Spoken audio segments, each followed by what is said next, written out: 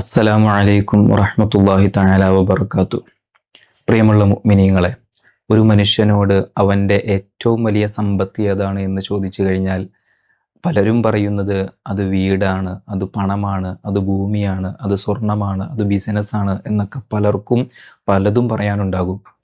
എന്നാൽ നാം ഒന്ന് ചിന്തിച്ചു നോക്കുക, ഒരു ദിവസം നമുക്കൊരു രോഗം സംഭവിച്ചു കഴിഞ്ഞാൽ, അല്ലെങ്കിൽ കോടികൾ ബാങ്ക് അക്കൗണ്ടിൽ ഉണ്ടായിട്ടും കിടക്കയിൽ നിന്നും എഴുന്നേക്കാൻ കഴിയാത്ത ഒരു അവസ്ഥ വന്നു കഴിഞ്ഞാൽ ആ സമയത്ത് അവന് മനസ്സിലാകും, എൻ്റെ ഏറ്റവും വലിയ സമ്പത്ത് അത് വീടല്ല, അത് ഭൂമിയല്ല, അത് പണമല്ല, മറിച്ച് ആരോഗ്യമാണ് എന്ന തിരിച്ചറിവ് അവൻ ആ സമയത്തുണ്ടാകും. അതുകൊണ്ടാണ് മുത്തുനബി സല്ലല്ലാഹു അലൈഹി വസല്ലമ തങ്ങൾ വളരെ മനോഹരമായിട്ട് തന്നെ പറയുന്നുണ്ട്, നിഅമതാനി മഗ്ബൂനും ഫീഹിമാ കസീറും മിനന്നാസ് അസ്സിഹ്ഹത്തു വൽ ഫറാഉ. രണ്ടനുഗ്രഹങ്ങളുടെ പ്രാധാന്യം, അതിൻ്റെ വില പലരും മനസ്സിലാക്കാതെ പോകുന്നു. ഏതാണ് ആ രണ്ടനുഗ്രഹങ്ങൾ? അതിലൊന്നാമതായി പറയുന്നത് ആരോഗ്യത്തെയാണ്. ആരോഗ്യമെന്ന വളരെ മഹത്തായ അനുഗ്രഹത്തെ പലരും മനസ്സിലാക്കാതെ പോകുന്നു. അതിൻ്റെ പ്രാധാന്യം, അതിൻ്റെ വില പലരും മനസ്സിലാക്കാതെ പോകുന്നു. നാം ഒന്ന് ചിന്തിച്ചു നോക്കിക്കേ, ഇപ്പോൾ നമുക്ക് രണ്ട് കണ്ണുകളുണ്ട്, അതിന് നല്ല കാഴ്ച ശക്തിയുണ്ട്, അത് ഉപയോഗിച്ചുകൊണ്ട് ധാരാളമായി ഖുർആൻ ഓതാൻ സാധിക്കുന്നുണ്ട്.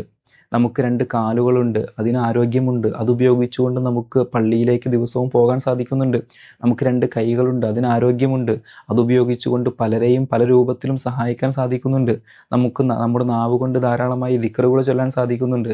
എന്നാൽ ആരോഗ്യം നഷ്ടപ്പെട്ട് കഴിഞ്ഞാൽ ഇതൊക്കെ ചെയ്യാൻ വളരെ പ്രയാസകരമായിരിക്കും. അതുകൊണ്ടാണ് ഇസ്ലാം ആരോഗ്യ സംരക്ഷണത്തിന് വളരെ പ്രോത്സാഹനം നൽകുന്നത്. മുത്തുനബി സല്ലല്ലാഹു അലൈഹി വസല്ലമ തങ്ങൾ ഭക്ഷണത്തിന് വളരെ മിതത്വം പാലിച്ചിരുന്നു. മുത്തുനബി സല്ലല്ലാഹു അലൈഹി വസല്ലമ തങ്ങൾ ശുചിത്വത്തിന് വലിയ പ്രാധാന്യം നൽകിയിരുന്നു. നിന്റെ ശരീരത്തിന് നിന്റെ മേൽ അവകാശമുണ്ട് എന്ന് പഠിപ്പിക്കുകയും ചെയ്തു. മുത്തുനബി സല്ലല്ലാഹു അലൈഹി വസല്ലമ തങ്ങൾ പറയുന്നുണ്ട്, ഇന്ന ലി ജസദിക അലൈക ഹഖുൻ. നിന്റെ ശരീരത്തിന് നിന്റെ മേൽ അവകാശമുണ്ട്. അതുകൊണ്ട് ശരീരത്തിനെ അവഗണിക്കാനോ അനാരോഗ്യകരമായ ജീവിതശൈലി സ്വീകരിക്കുകയോ ചെയ്യരുത്. കാരണം ആരോഗ്യം എന്നത് അത് അല്ലാഹു സുബ്ഹാനഹു വ തആലയുടെ വളരെ മഹത്തായ ഒരു അമാനത്താണ്.